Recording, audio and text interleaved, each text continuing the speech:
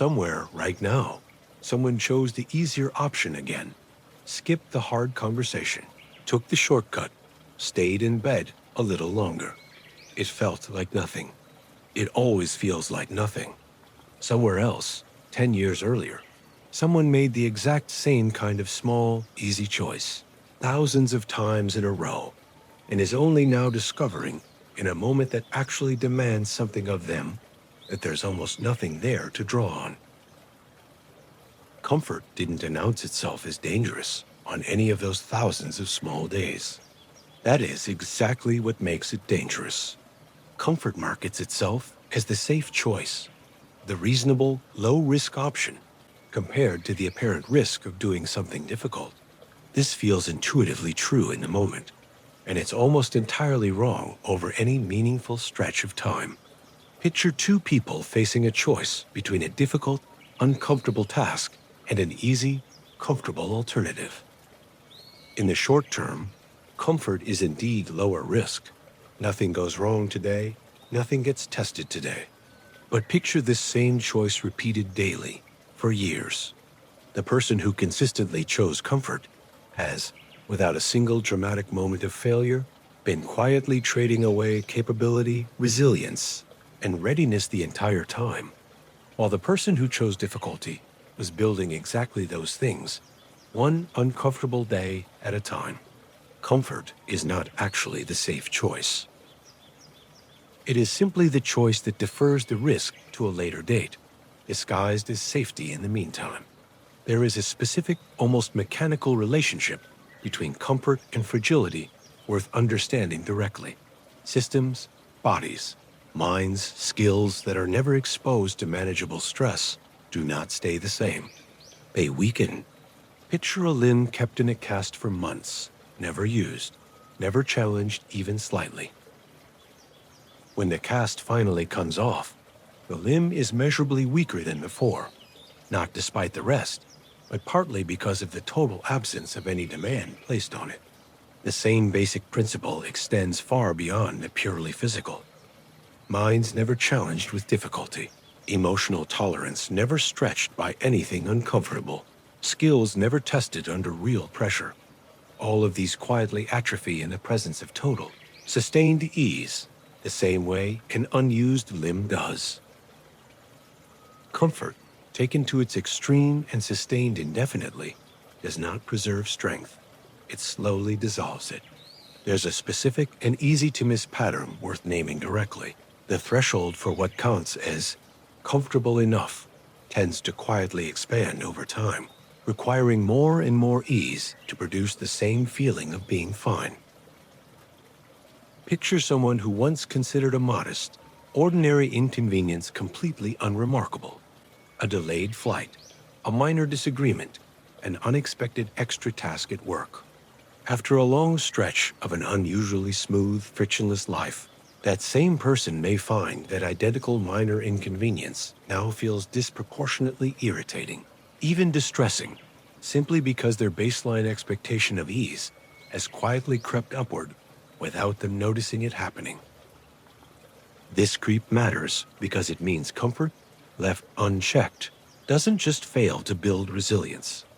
It actively lowers the threshold for what counts as difficult, making a person more sensitive to normal friction than they were before, rather than less. This pattern extends directly into emotional and psychological territory, not just physical or logistical convenience. Picture someone who has spent years carefully avoiding any situation involving conflict, criticism, or disappointment, always taking the path that sidesteps discomfort rather than facing it directly. When an unavoidable difficult conversation or piece of harsh feedback eventually arrives, as it inevitably does for everyone at some point, this person often experiences it as disproportionately devastating. Not because the difficulty itself was unusually severe, but because they never built any tolerance for handling discomfort of that kind at all. Compare this to someone who has faced smaller doses of exactly this kind of discomfort repeatedly over the years. Difficult conversations had rather than avoided, feedback received rather than dodged. This person tends to experience the same eventual, unavoidable difficulty as manageable, precisely because they've built genuine tolerance for it through repeated, smaller exposure over time. Beyond emotional tolerance, there's a more practical version of this same pattern worth naming. Skills and capabilities that used to require real effort, once made too easy or automated entirely, tend to atrophy in the people relying on them. Picture someone who, for years, has relied entirely on a tool or shortcut to handle something they used to be able to do unassisted. Basic navigation without any digital assistance, mental arithmetic without a calculator, memory for information now permanently outsourced to a device. None of these conveniences are inherently harmful in isolation. But the cumulative effect of never exercising the underlying capability at all, over enough years, is a genuine, measurable decline in the ability to perform that task independently, should the convenience ever become unavailable. This is not an argument against convenience itself. It's an observation that, unexamined, total reliance on ease has a real cost that rarely gets noticed until the moment the convenience disappears and the underlying capability is needed directly. There's a specific confusion worth addressing directly because it quietly reframes fragility as achievement, mistaking a life engineered to avoid all friction for a life that has actually succeeded at something meaningful. Picture someone who has arranged their entire life around eliminating discomfort wherever possible, avoiding difficult people, difficult conversations, difficult goals, anything that might require real effort or risk. From a distance, this can look like a comfortable, well-managed life, and in a narrow sense, it is. But it's worth asking honestly whether comfort, pursued as the primary goal itself, is the same thing as a genuinely well-lived life, or whether it's simply the appearance of success, built by carefully avoiding anything that might have tested whether real capability exists underneath it. Comfort-seeking isn't always a passive default. Sometimes it functions actively, as a specific strategy for avoiding something that actually needs to be faced directly.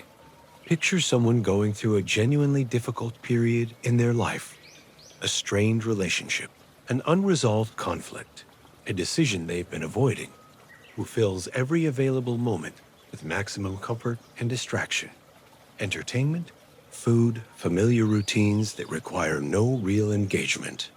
This isn't relaxation in any restorative sense.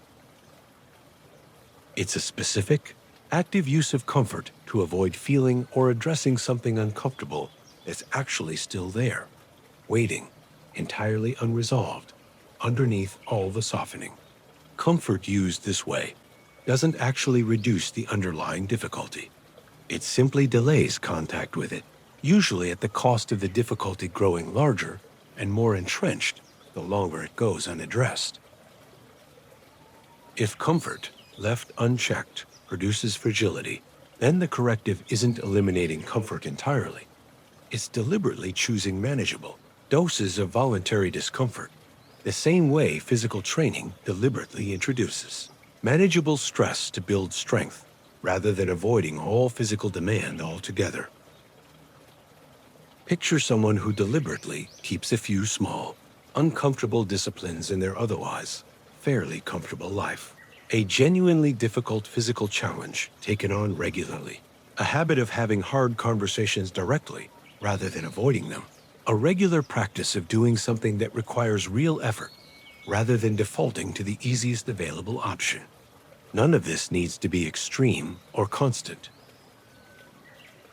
The purpose isn't suffering for its own sake. It's maintaining a baseline tolerance for difficulty, so that when real, unavoidable hardship eventually arrives, as it does for everyone, there's already some capacity built to meet it. It's worth being precise here, echoing a distinction made in an earlier episode of this series about rest being part of discipline rather than its opposite, because this episode is not arguing against rest, and conflating the two would miss the point entirely. Rest is restorative, deliberately chosen, and time-limited. a genuine recovery period that makes future effort more sustainable, not a permanent state to remain in indefinitely. Comfort-seeking avoidance, by contrast, is open-ended, driven by the desire to escape discomfort rather than to recover from genuine effort, and tends to expand indefinitely rather than concluding naturally once its purpose has been served. Picture the difference between a deliberate day off after a genuinely demanding stretch of work versus an ongoing pattern of consistently choosing the easiest available option, day after day, with no demanding stretch of effort actually preceding it to recover from. The first is healthy. The second is the pattern this entire episode has been describing. This same basic pattern, capability quietly eroding under conditions of sustained excessive ease, tends to appear not only in individuals, but in families, organizations, and communities as well, across generations. Picture a family business, built originally through genuine hardship and effort by its founders, gradually handed down to generations who never had to face the same difficulty the founders did. Without deliberately maintaining some version of the original challenge and discipline, later generations of such situations often struggle to maintain what was built, not from lack of intelligence or character, but simply from never having built the same underlying capability under real pressure that the original builders had no choice but to develop. This is not a claim that hardship should be wished upon anyone.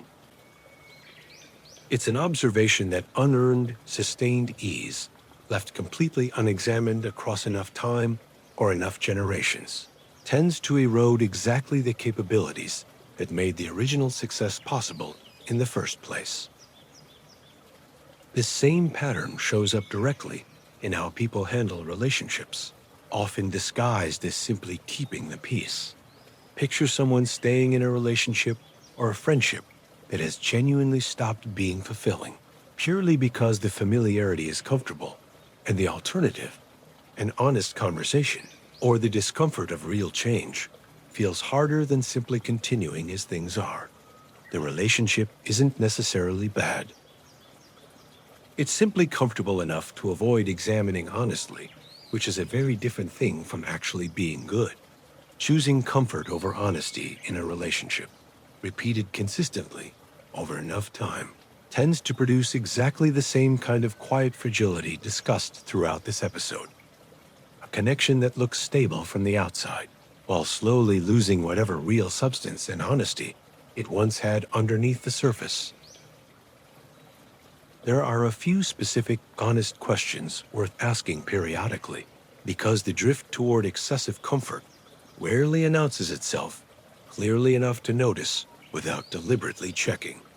Picture asking honestly, when was the last time you did something that genuinely required real effort with no guarantee of success? When was the last time you had a difficult conversation rather than avoiding it? When was the last time a normal, everyday inconvenience felt disproportionately irritating, more than it would have a few years earlier? Answers that reveal a long stretch of avoided difficulty, avoided risk, and lowered tolerance for ordinary friction are worth taking seriously, not as a reason for shame, but as useful, specific information about where the comfort creep discussed earlier in this episode may already be underway. For anyone recognizing this pattern in their own life, the correction doesn't require a dramatic overhaul or extreme measures. It works the same way every other discipline discussed throughout this series works, through small, deliberate, gradually increasing exposure. Picture starting with something genuinely small. One difficult conversation deliberately had rather than avoided this week. One small physical or mental challenge taken on rather than skipped. One instance of choosing the slightly harder option where the easier one was readily available. None of this needs to be dramatic to be effective. Tolerance for discomfort builds the same way any other capacity does, gradually, through repeated, manageable exposure, not through a single overwhelming leap. To be entirely clear, as stated at the outset of this episode, none of this is an argument for eliminating comfort, rest, or an otherwise easy and pleasant life. Comfort, in its proper place, is not the enemy. It's a genuine good worth having and enjoying. The distinction this entire episode has been building toward is narrower and more precise.